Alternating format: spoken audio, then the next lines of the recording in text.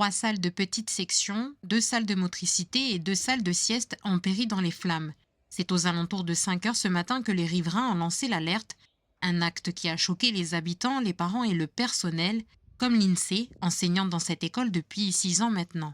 Au début, il y a eu beaucoup de tristesse, parce que quand on a vu toutes les flammes et tout, c'est la tristesse. Et après, l'incompréhension, pourquoi? Pourquoi nos écoles? Pourquoi nos enfants? Pourquoi est-ce que c'est nos enfants, au final, qui seront privés d'instruction, d'éducation? C'est triste, hein, on n'a pas les mots. C'est l'école de nos enfants. C'est l'école où j'ai commencé à enseigner. Je suis sortie de formation, c'est la première école où j'ai été affectée. Donc, j'ai fait plusieurs classes, hein, et donc, voilà, tout a brûlé, toutes les classes des sections des petits. Donc ça fait mal au cœur, ils n'ont plus de salle de sieste, ils n'ont plus de salle de motricité. Le reste a été épargné, après jusqu'à quand on ne sait pas. Malgré le choc, une grande solidarité s'est organisée dès ce matin.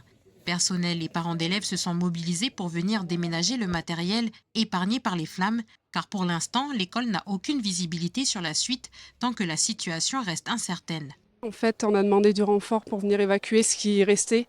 Donc le mobilier a pu être enlevé. On a vu une grande solidarité, hein, tous les papas. On a même des papas qui n'étaient pas du secteur, qui n'ont pas d'enfants dans l'école, mais qui sont venus aider et qui nous ont donc prêté des conteneurs pour stocker le mobilier, pour stocker la papeterie, pour stocker tout ce qu'on pouvait pour nos enfants. Bon, hein, maintenant, voilà, chacun va retourner chez soi et puis on espère de tout cœur que ça ne va pas se reproduire, mais c'est difficile de venir garder quand il y a aussi nos maisons à garder, quoi.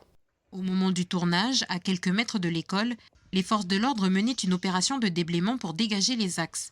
Mais en même temps, à la sortie nord de Païta, la Save Express était bloquée.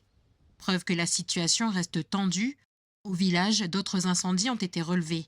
Un bâtiment de la gendarmerie a été entièrement brûlé et l'incendie s'est propagé à la boutique solidaire de la Croix-Rouge juste à côté.